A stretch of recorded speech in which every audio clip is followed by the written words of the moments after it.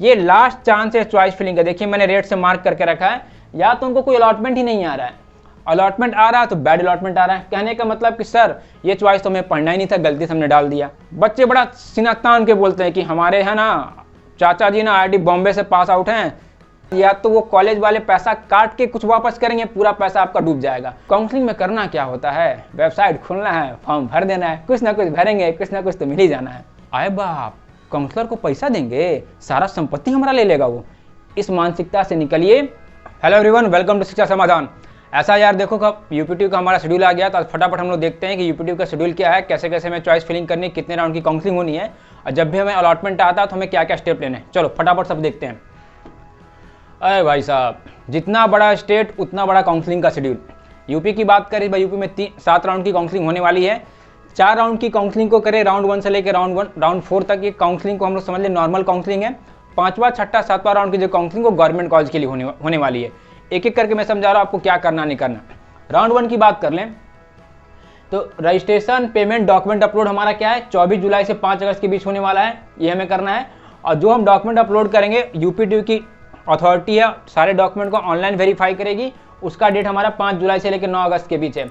ये document verification online होना है, हमें कहीं जाने की आवश्यकता नहीं है, हमें अपने सारा डॉक्यूमेंट को यूपीट्यू के पोर्टल पर अपलोड करना है।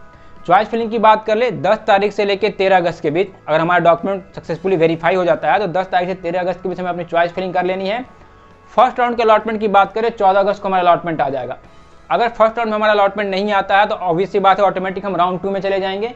अगर हमारा अलॉटमेंट आ जाता है उसके बाद हमें अपनी विलिंगनेस को सिलेक्ट करनी है कि जो भी हम अलॉटमेंट है हमें फ्रीज करना है कि फ्लॉट करना है। फ्रीज करने का सिंपल सा मतलब हुआ कि जो कॉलेज ब्रांच मुझे मिला है, मैं इससे सेटिस्फाइड हूँ, मैं इसी में पढ़ना चाहता हूँ, उस केस में अपने चॉइसेस को हम फ्रीज करेंगे। हम बेटरमेंट चाहते हैं उस केस में हम फ्लॉट करेंगे। यूपीटी में अगर हमारा अलॉटमेंट पहली बार जब भी आता है तो सीट एक्सेप्शन फी के नाम पे हमें 20,000 और 12,000 एज पर हम और कैटेगरी। कहने का मतलब हुआ कि ST SC PH कैटेगरी के जितने बच्चे हैं वो सीट एक्सेप्शन फी के नाम पे 12,000 पे करेंगे। बाकी जनरल OBC EW सारे बच्चे 20,000 सीट एक्सेप्शन पे करेंगे। इनका डेट 14 अगस्त से लेकर 16 अगस्त के बीच हमें एक्टिविटी करनी है। अगर हमारा अलॉटमेंट आता है, ये एक्टिविटी हम नहीं करते, हम काउंसलिंग से बाहर हो जाएंगे, तो मैंडेटरी स्टेप हमें करने हैं। राउंड 1 चलो समझ गए। राउंड 2 की बात करें, जैसे मैंने पहले बताया था, राउंड 2 की बात करें 17 से 18 अगस्त के बीच अपनी चॉइसेस को हम फिर से फिल कर सकते हैं, एडिट कर सकते हैं, मॉडिफाई कर सकते हैं। राउंड 2 अलॉटमेंट हमारा 19 अगस्त को हमारा अलॉटमेंट आ जाएगा। फिर मान लो अलॉटमेंट की बात करें, सेकंड राउंड में मान लो हमारा कोई अलॉटमेंट नहीं आता है, ऑब्वियस सी बात है ऑटोमेटिक हम राउंड 3 में चले जाएंगे। सेकंड राउंड में हमारा अलॉटमेंट आ गया, फिर हमारी विलिंगनेस सेलेक्ट करनी है फ्रीज या फ्लॉट कि भाई सेकंड राउंड में हमारा अलॉटमेंट है, अब हम क्या करना चाहते हैं। अगर मान लो हमारा अलॉटमेंट पहली बार आता है तो हम 20,000 या 12,000 अपने कैटेगरी के अकॉर्डिंग पे करेंगे। अगर हमने पहले पे कर दिया तो हमें दोबारा पे करने की आवश्यकता नहीं, इसलिए मैंने साफ साफ लिखा है अगर हमारा फ्रेश अलॉटमेंट आता है, पहली बार आता है, उसी केस में हमें पे करना है। दूसरा, अगर हमें लगता है कि पहली बार हमारा अलॉटमेंट आया था, हमने सीट एक्सेप्शन फी पे कर दिया था, अगर हम चाहते हैं विड्रॉल करना, उस केस में सेकंड राउंड में हम चाहें तो विड्रॉ कर सकते हैं। उस केस में 15,000 रुपया और 9,000 मतलब 20,000 रुपया जो हमने पे किया था उसमें से गवर्नमेंट 5,000 रुपया काट लेगी, 15,000 रिटर्न करेगी, और ST SC PH केस में 3,000 काट के 9,000 रिफंड करेगी। ये कर सकते हैं। 19 से लेकर 20 अगस्त के बीच इस एक्टिविटी को करने का समय है। पहली बार अलॉटमेंट आया, एक्टिविटी नहीं करेंगे, काउंसलिंग से आप बाहर हो जाएंगे, जैसे मेंशन किया हुआ है। राउंड 3 की बात कर लें, राउंड 3 के चॉइस फिलिंग की बात कर लें, 21 से लेकर 22 अगस्त के बीच चॉइस फिलिंग है। एक चीज यहाँ पे ध्यान दें, ये लास्ट चांस है चॉइस फिलिंग का। देखिए मैंने रेड से मार्क करके रखा है। थर्ड राउंड में ही आप लास्टली चॉइस फिलिंग करेंगे, यही चॉइस फिलिंग आपके 4th राउंड के लिए भी जाएगी, और यही चॉइस फिलिंग आपके 5th राउंड जो गवर्नमेंट कॉलेज का इंटरनल स्लाइडिंग होता है उसके लिए जाती है। तो ये लास्ट मौका होगा कि हम अपनी चॉइसेस को रीड कर पाएंगे। थर्ड राउंड के अलॉटमेंट की बात करें, 23 अगस्त को हमारा अलॉटमेंट आ जाएगा। अलॉटमेंट नहीं आता है, 4th राउंड में चले गए। अलॉटमेंट आ गया तो सेम एक्टिविटी, पहली बार अलॉटमेंट आएगा, सीट एक्सेप्शन फी पे करना है। अगर हमें विड्रॉल इस केस में लेना होगा कि भाई थर्ड में हम विड्रॉल करना चाहते हैं, तो 10,000 और 6,000 मतलब जो हमने 20,000 और 12,000 पे किया था उसमें से पैसा और कट के 10,000 से 6,000 हमें रिफंड हो जाएगा। और ये भी ध्यान देंगे कि ये लास्ट चांस है विड्रॉ का। थर्ड के बाद अगर हम 4th में जाते हैं तो एक भी पैसा विड्रॉ नहीं होगा, सारा पैसा हमारा डूब जाएगा, ब्लॉक हो जाएगा। तरीके से हमें करना है। 23 अगस्त से लेकर 24 अगस्त के बीच इसका समय दिया हुआ है। एक चीज और ध्यान देंगे कि राउंड 1, राउंड 2, राउंड 3 3 राउंड के अलॉटमेंट के बाद जिन जिन बच्चों ने तीनों में से किसी एक राउंड में अपनी चॉइसेस को फ्रीज किया है, वो सारे बच्चे 24 से लेकर 25 अगस्त के बीच सीधे जाके कॉलेज में जाके रिपोर्ट करेंगे। एडमिशन के लिए आपको 24 से 25 अगस्त के बीच जाना है, अगर आपने चॉइसेस को फ्रीज किया है तब। राउंड 4 की बात कर लें, चौथे राउंड के अलॉटमेंट हमारा 27 अगस्त को आ जाएगा। जो भी अलॉटमेंट आ गए ऑटो फ्रीज होगा, क्योंकि ये नॉर्मल जो भी काउंसलिंग चल रही है 4 राउंड की ही काउंसलिंग है, उसके बाद काउंसलिंग इसमें नहीं होनी है, 4 राउंड के बाद नॉर्मल काउंसलिंग नहीं होगी। तो जो भी अलॉटमेंट है फ्रीज हो गया। सीट एक्सटेंशन फी की बात कर ले, फिर से वही केस, फ्रेश आएगा 20,000, 12,000 पे करना है। 27 से 28 अगस्त के बीच टाइम है। अब ध्यान से समझें कि राउंड 1, राउंड 2, राउंड 3, राउंड 4 जिन जिन बच्चों को अलॉटमेंट कुछ भी आया है, सारे बच्चों को फाइनली 28 से लेकर 29 अगस्त के बीच जाके कॉलेज में जाके रिपोर्ट कर देना है। तो ये 4 राउंड का नॉर्मल शेड्यूल था जिसको हमें फॉलो करना है। आगे बात करें राउंड 5 जो हमारा सिर्फ और सिर्फ 5वां, 6ठा, 7वां राउंड सिर्फ और सिर्फ गवर्नमेंट कॉलेज के लिए होना है। राउंड 5 को इंटरनल स्लाइडिंग बोला जाता है, जो हमने चॉइसेस 3rd राउंड तक भरी थी। अगर हम गवर्नमेंट कॉलेज में हमारा एडमिशन होता है तो हम अपने विलिंगनेस को सेलेक्ट कर सकते हैं, भाई हमें इंटरनल स्लाइडिंग के लिए जाना है कि नहीं जाना है। और इंटरनल स्लाइडिंग सिर्फ और सिर्फ उन्हीं बच्चों के लिए जिनको गवर्नमेंट कॉलेज अलॉट हुआ था और जिन्होंने जाके गवर्नमेंट कॉलेज में एडमिशन ले लिया, रिपोर्ट कर दिया, ठीक है। 28 अगस्त से 30 अगस्त के बीच की टाइमिंग है। 5th राउंड का अलॉटमेंट हमारा इंटरनल स्लाइडिंग का 31 अगस्त को आ जाएगा। साथ साथ उसी दिन स्पेशल राउंड 1, 2 होना, उसकी वैकेंसी भी गवर्नमेंट जारी कर देगी कि भाई कि 5th राउंड के इंटरनल स्लाइडिंग के बाद भी सीटें बची है कि नहीं बची है। सीटें बची होंगी तो राउंड 6 होगा, राउंड 7 होगा। हाँ, राउंड 6 की बात कर ले, राउंड 6 हमारा स्पेशल राउंड होगा, स्पेशल राउंड 1 बोला गया है। राउंड 6 सिर्फ और सिर्फ गवर्नमेंट कॉलेज के लिए होगा। रजिस्ट्रेशन की बात करें, रजिस्ट्रेशन हो गया। फी पेमेंट डॉक्यूमेंट अपलोड करने के लिए समय हमारे पास 1 सितंबर से 3 सितंबर के बीच है। चॉइस फिलिंग का डेट 1 से लेकर 4 के बीच है। अलॉटमेंट हमारा 5 सितंबर को आ जाना है और उसी दिन ये भी जारी हो जाएगा कि भाई इसके बाद भी सीटें अगर बचती है तो स्पेशल राउंड 2 होगा। उसका शेड्यूल देख लें हम लोग। फाइनली हमें कॉलेज में जाके 11 सितंबर तक जाके रिपोर्टिंग हमें कर देना है। तो ये हमारा एक तरह से पूरा यूपीटी का शेड्यूल देखिए कि राउंड 1 से लेकर राउंड 7 तक ये हमारा शेड्यूल था, राइट। तो मैं कोशिश किया कि तरीके से आप शेड्यूल आपको समझा दूं। अब हम लोग बात करते हैं चॉइस फिलिंग पे। हाँ, चॉइस फिलिंग से बात करने से पहले मैं कुछ बड़ा इंपॉर्टेंट पॉइंट आपसे डिस्कस करने वाला हूँ, मेरी बातों को ध्यान सुने। अब जैसे जैसे काउंसलिंग बीतती जा रही है, कुछ कुछ बातें हमारे सामने आ रही हैं। सामने बातें क्या आ रही हैं, हम लोग ये देख रहे हैं कि ऑलमोस्ट 80% ऐसे बच्चे हैं जिन्होंने अपनी चॉइसेस या तरीके से काउंसलिंग नहीं की है। जोसा की बात कर ले, जैक दिल्ली की बात कर ले, कॉमेट की बात कर ले, आईपी की बात कर ले, चॉइसेस तरीके से नहीं भर रहे, चॉइस फिलिंग तरीके से वो नहीं कर रहे। इसका रिजल्ट क्या हो रहा है, या तो उनको कोई अलॉटमेंट ही नहीं आ रहा है, अलॉटमेंट आ रहा है तो बैड अलॉटमेंट आ रहा है। कहने का मतलब कि सर ये चॉइस तो हमें पढ़ना ही नहीं था, गलती से हमने डाल दिया। अब अलॉटमेंट चूंकि हमारा आ जा रहा था, आपको ही पता है कि जोसा हो गया, जैक दिल्ली हो गया, या कोई भी काउंसलिंग हो गई, तो सीट एक्सेप्टेंस फी के नाम पे हमें काफ़ी ज़्यादा हाई सीट एक्सेप्टेंस फी पे करना पड़ रहा है। अगर हम सीट एक्सेप्टेंस फी पे नहीं करते हैं तो काउंसलिंग से बाहर हो जाएंगे। तो काफ़ी दुविधा की बात हो रही है कि भाई अब तो सीट भी मिल गया है, या तो हम पे करें या तो बाहर हो जाएं। एक चीज़ तो हमें देखने को ये मिल रहा है। दूसरा हम लोग ये देख रहे हैं कि अभी भी इतना समझाने बताने के बाद भी ऐसे बहुत से बच्चे गार्जियन हैं जो अंधाधुंध दुनिया भर के फॉर्म भर के रखे हुए हैं, जिनकी उनकी रिक्वायरमेंट नहीं थी। उनकी रैंक कुछ है 10 फॉर्म, 12 फॉर्म, ये भी काउंसलिंग वो भी काउंसलिंग, सारे काउंसलिंग किए जा रहे हैं, जबकि उतना उनको रिक्वायरमेंट ही नहीं था। उनको तरीके से पता होना चाहिए था कि आपके नंबर पे कौन सा काउंसलिंग आपको करना चाहिए। वो जानकारी अभी भी आपको कहीं ना कहीं नहीं मिल पा रही है। सबसे इंपॉर्टेंट चीज़ और हम लोग देख रहे हैं कि बच्चे में फ़ोन करते हैं, हम लोग पूछते हैं कि भाई काउंसलिंग आप कर कैसे रहे हैं, सेशन किससे ले रहे हैं, आपको जानकारी तो कुछ है नहीं। तो वो सलाह देते हैं कि सर हमारे IIT में एक भैया पढ़ते हैं, NIT में हमारी दीदी पढ़ती है, हम उनसे सलाह लेते हैं। तो बाबू आप एक चीज़ समझिए कि IIT वाले भैया, NIT वाली दीदी जो हैं वो काउंसलिंग आपका नहीं करा सकते हैं, क्योंकि किसी भी IIT या NIT के सिलेबस में नहीं होता है कि how to do a counselling. आपके भैया दीदी जिस भी कॉलेज में पढ़ते होंगे, जिस शहर के कॉलेज में पढ़ते होंगे, मुझे डैम श्योर है कि उनको अपने कॉलेज को छोड़ के उस शहर के किसी दूसरे कॉलेज के बारे में पता नहीं होगा। तो आप वैसे भैया दीदी से बच्चे उनसे सलाह ना लें। दूसरा एक चीज़ और देखने को मिलता है, बच्चे बड़ा सीना तान के बोलते हैं कि हमारे है ना चाचा जी ना IIT बॉम्बे से पास आउट हैं, 20 साल पहले पास आउट किए थे, इस कंपनी में फलना पोस्ट पे हैं, हम उनसे सलाह लेते हैं। तो ऐसे चाचा भैया से भी बच के रहें। जब वो सर पास किए थे 20 साल और आज के दौर में काउंसलिंग का जो प्रोसेस है काफ़ी चीज़ चेंज हो चुका है, वो सारे चीज़ें अपडेट नहीं होते हैं, तो उनसे सलाह लेने से आपको कोई फायदा नहीं होने वाला। तो इन सारे चीज़ों से बचें। तो ये सब एक्शन आप जो कर रहे हैं आज के दौर में कम्प्लीटली गलत है। और आपको ही पता है सारे बच्चे साइंस के स्टूडेंट हैं, every action is equal and opposite reaction, बचपन से हम पढ़ते आ रहे हैं न्यूटन 3rd लॉ। अब होता क्या है, आप करते ही रिजल्ट क्या मिलता है, 10 से 15,000 रुपया तक बर्बाद कर दिए अननेसरी फॉर्म भरने में, जो कि आपको नहीं भरना चाहिए था। इतना मेहनत करके 1 साल 2 साल प्रिपरेशन करके लाखों रुपया लगा कोचिंग में पढ़े हैं, वो सारा पैसा बर्बाद। जो भी आपने रैंक लाया है उस रैंक का यूज तब तक नहीं जब तक कि आप बेहतर कॉलेज में नहीं पहुंच जाते हैं, और ऐसा एक्टिविटी करेंगे डेफिनेटली आप अच्छे कॉलेज में नहीं पहुंचेंगे। ये सारा आपका पैसा बर्बाद हो गया। आप एक चीज और आप समझिए कि कहीं भी मान लीजिए हमारा अलॉटमेंट हमारा आ रहा है, सीट फी के नाम पे कुछ भी पैसा हम पे करते हैं, आपको अच्छे से पता है कि एक पर्टिकुलर टाइम के बाद या तो वो कॉलेज वाले पैसा काट के कुछ वापस करेंगे, पूरा पैसा आपका डूब जाएगा। तो कहीं ना कहीं या तो हजारों या तो लाखों रुपए आप डुबाने वाले, इसके लिए भी आप तैयार रहेंगे। चौथा सबसे इंपॉर्टेंट है, आप एक चीज समझिए कि अगर आपको ढंग का कॉलेज अभी नहीं मिलता है तो 4 साल इंजीनियरिंग का तो आपका बर्बाद हुआ ही हुआ, इसी 4 साल पे आएगा 40 साल आपका डिपेंड करता था, वो भी आपका गड्ढे में गया। तो ये चीज को आप ध्यान दें कि ये सब एक्शन से आपको ये रिएक्शन हो रहा है, इससे आपको बच के रहना है। इस बातों को तरीके से आप समझें। अभी प्रॉब्लम क्या है, मतलब भ्रम क्या होता है, लोगों को क्या लगता है ना कि काउंसलिंग में करना क्या होता है, वेबसाइट खोलना है, फॉर्म भर देना है, कुछ ना कुछ भरेंगे, कुछ ना कुछ तो मिल ही जाना है। काउंसलिंग का मतलब ये बिल्कुल नहीं होता। मैं शुरू से बोल रहा हूँ, क्योंकि ये बातें मैंने पहले भी आपको बोली थी। तो होता क्या है कि चिल्ला के बता के मैं थक गया, तो मैं सोचा कि आज आपको लिख के बताऊँ, क्योंकि हमने भी कहीं पढ़ा था कि भाई लिख के बताने से चीज़ें जल्दी समझ में आती हैं, इसलिए मैं आपको ये लिख के बता रहा हूँ। काउंसलिंग का मतलब होता है प्लानिंग, प्लॉटिंग, कैलकुलेशन। मैंने पहले ही बोला था कि आप अपने रैंक पे ये डिसाइड करें कि आपको कौन सा काउंसलिंग में पार्टिसिपेट करना है, कौन सा बेहतर कॉलेज होता है, पिछले 4 साल 5 साल का ट्रेंड क्या होता है। ये सारा डेटा को एनालाइज करने के लिए काफ़ी एनर्जी और काफ़ी आपको कैलकुलेशन करना होगा ताकि आप बेहतर कॉलेज में पहुंच सके, जो कि आप नहीं करते हैं। प्रॉब्लम यहाँ पे ये है। समस्या क्या है? सबसे बड़ा समस्या है काउंसलिंग के नाम पे पैसा।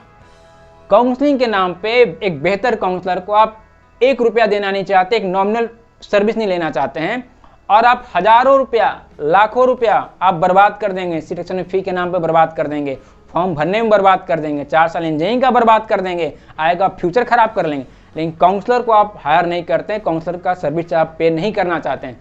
आपको लगता है आए बाप, काउंसलर को पैसा देंगे, सारा संपत्ति हमारा ले लेगा वो। इस मानसिकता से निकलिए, और बेहतर कॉलेज चाहिए, बेहतर फ्यूचर आपको बनाना है, तो तरीके से बेहतर काउंसलर के कांटेक्ट में आप आइए। दूसरा, हमें तो सब कुछ पता है, सबसे ब्रह्मांड के ज्ञाता हम ही लोग हैं, हमें ना समझाइए कि हमें क्या करना नहीं करना है, सब कुछ हमको पता है। उसका रिजल्ट हमें देखने को मिल रहा है ना, हजारों लाखों बच्चे काउंसलिंग से करते, दुनिया भर के फोन आते हैं, यही सब रिजल्ट आता है। सर गलत काउंसलिंग हो गया सर, यहाँ भी सिलेक्शन फी के नाम पे पैसा मांग रहा है, वहाँ भी मांग रहा है। तो इस चीज़ को आप समझिए कि जो आपको पता है उसका रिजल्ट आपको मैंने दिखाया कि ये सब रिजल्ट आपको मिलने वाला है। दूसरा, कुछ और लोग होते हैं जो सज्जन होते हैं, बोलते हैं कि पता हमें नहीं है लेकिन सब चीज़ ना हमको फ्री में चाहिए, सब चीज़ हमको फ्री में चाहिए। सर आप एक चीज़ ये समझिए कि कोई भी डेटा या कोई भी जानकारी आप तक पहुंचाने के लिए काफ़ी इसमें एनर्जी लगता है, डेटा एनालाइज होता है, और इतना बड़ा मान लीजिए प्लेटफॉर्म रन करना, शिक्षा संबंध एप्लीकेशन की बात करें, लाखों बच्चे उस एप्लीकेशन को यूज करके एडमिशन ले रहे हैं। तो इतने बड़े सिस्टम को चलाने के लिए ह्यूमन रिसोर्स और मशीन रिसोर्स लगता है सर। और हमारे साथ प्रॉब्लम यह है कि हमारे जो भी रिसोर्स हैं वो बिना पैसे को काम करने को तैयार नहीं है। हाँ, लेकिन आप सभी के भावनाओं को आदर करते हुए मैं हाथ जोड़ के विनम्र निवेदन करूँगा कि अगर लगता है कि ठीक है हमें सब चीज़ फ्री में चाहिए, तो जो बच्चे सुन रहे हैं कि आप काम करें, जब आपका इंजीनियरिंग में एडमिशन हो जाएगा, 4 साल जब आप इंजीनियरिंग में परस्यू करेंगे, तो during the pursuing of engineering और after the competition of BTech आप शिक्षा समाधान टीम को ज्वाइन कर लें, और फ्री में हम लोग सब काम करेंगे। आप हमसे सैलरी ना लें, हम लोग फ्री में सब काम करेंगे। इससे क्या होगा कि देश सेवा की जो भावना आपके अंदर हमारे अंदर है, सब चीज़ हम लोग फ्री में करेंगे। इससे क्या होगा कि जो आपके जूनियर हैं उनको सारी चीज़ें फ्री में मिलेगी। लेकिन दिक्कत आपके साथ है कि वो भी चीज़ आपसे नहीं होगा। इसका रीज़न आप समझिए कि आप किसी भी कॉलेज के बारे में पहला इंक्वायरी करते, बच्चे हो चाहे गार्जियन है, सबसे पहले पूछते हैं सर पैकेज कितना है या पैसा कितना मिलता है। आप समझिए कि डे 1 से बाबू आपके दिमाग में भरा हुआ है कि उसी कॉलेज में हमको पढ़ना जहाँ हमको ज़्यादा पैसा मिलता है, क्योंकि आप समझ सकते हैं कि बिना पैसा का कुछ नहीं होता है। हाँ, कुछ हद तक चीज़ें कुछ हद तक फ्री में चीज़ें मिलती है, जो हम लोग कोशिश करते हैं प्रोवाइड करने का। सारा चीज़ें तो फ्री में पॉसिबल नहीं है, इस चीज़ को आप तरीके से समझिए। इसका सलूशन मैं आपको यही बताऊंगा कि भाई आप किसी ना किसी प्रोफेशनल काउंसलर को हायर कीजिए और उनकी पेड काउंसलिंग प्रोग्राम को ज्वाइन कीजिए, ताकि तरीके से काउंसलर भी तन मन धन से एनर्जी लगा के आपको बेहतर कॉलेज में पहुंचाने के प्रति मतलब वो डिवोटेड रहे और एक बेहतर कॉलेज में आप पहुँच सकें। ठीक है, लास्टली सलाह मैं आपको यही दूंगा कि भाई डोंट एक्सपेरिमेंट विथ योरसेल्फ, अपने साथ आप प्रयोग मत कीजिए। ठीक है, अब आगे बात करते हैं चॉइस फिलिंग पे। चॉइस फिलिंग में बात करने से पहले मैं जितने भी बच्चे या पेरेंट्स उनको मैं रिक्वेस्ट करूंगा कि पहले शिक्षा समाधान का मोबाइल एप्लीकेशन प्ले स्टोर से डाउनलोड कर ले। उसका लिंक हमने डिस्क्रिप्शन बॉक्स में डाल के रखा है। किसी भी काउंसलिंग में चॉइस फिलिंग करने से पहले कुछ बेसिक डिटेल हमें पता होना चाहिए। जैसा मैं हमेशा बताता हूँ कि मसलन कि कॉलेज की रैंकिंग क्या है, जितने भी वहाँ पे कॉलेज हैं, गवर्नमेंट है, प्राइवेट या सेमी गवर्नमेंट की रैंकिंग क्या है, और उन कॉलेजों में हमारे एडमिशन का प्रोबेबिलिटी क्या है, ये चीज़ें में ध्यान देनी होती है। उसके लिए देखिए, अगर आप एप्लीकेशन डाउनलोड करेंगे तो आपको ऐसा कुछ इंटरफेस दिखता होगा, जितने भी काउंसलिंग, प्रोमिनेंट काउंसलिंग सारा यहाँ पे लिस्टेड है। बात यूपीएससी की हो रही है, तो यूपीएससी को जैसे भी हम क्लिक करेंगे, इसके अगले स्क्रीन पे काउंसलिंग टूल सेक्शन है, कॉलेज पेटर को हमें क्लिक करना है।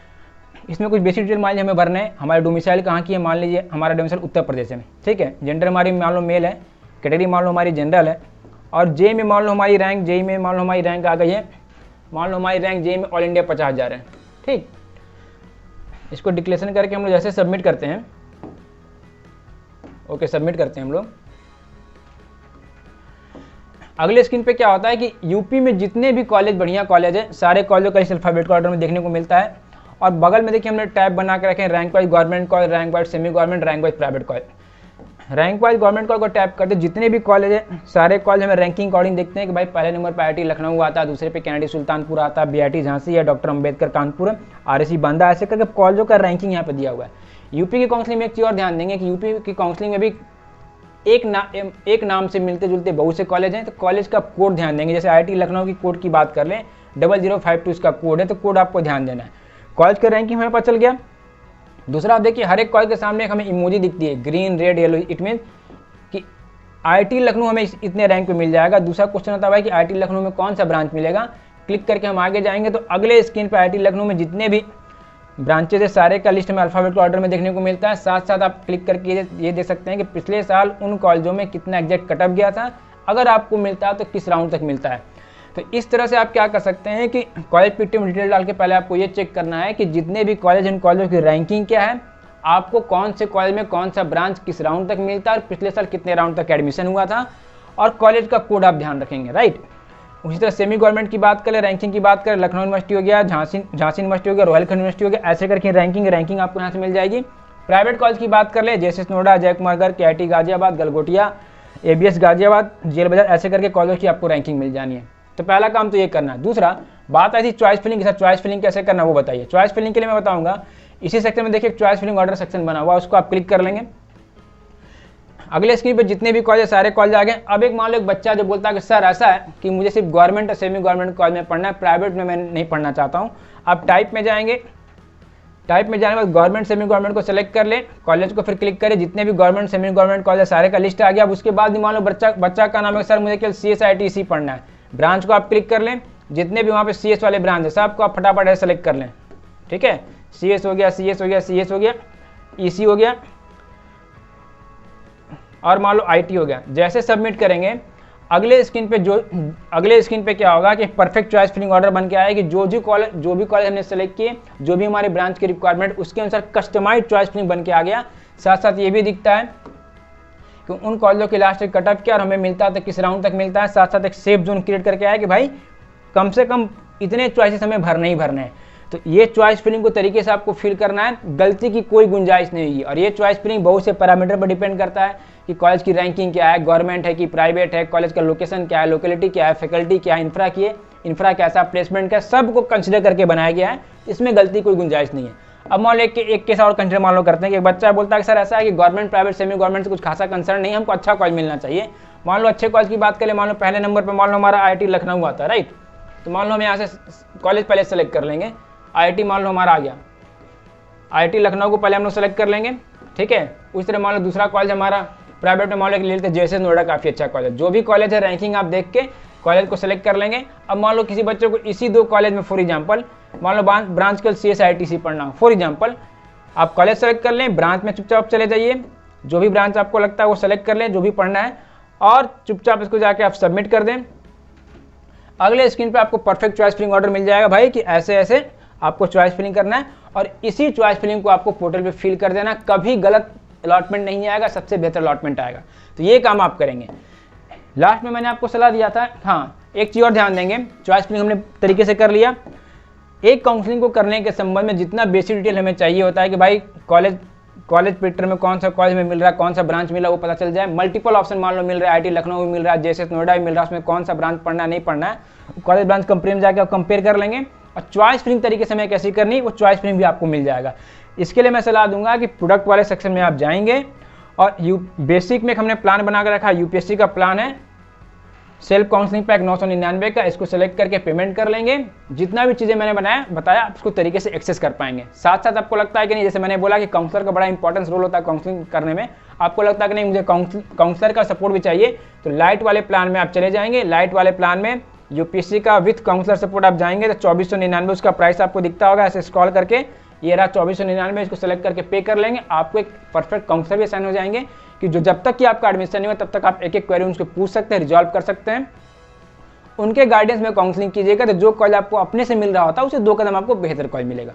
तो ये सारी चीज़ें आपको करनी है। मैंने आज के वीडियो में यही कोशिश किया समझाने की हमारा शेड्यूल क्या है, क्या क्या गलतियाँ जो बच्चे कर रहे हैं हमें नहीं करना है, कैसे हमें चॉइस फिलिंग करना है। ठीक है, चलो आज के वीडियो के लिए इतना ही था। जल्दी मिलता हूँ नेक्स्ट वीडियो में। Till then bye bye and see you soon यार। Think admission. Think Shiksha Samadhan. Download the app now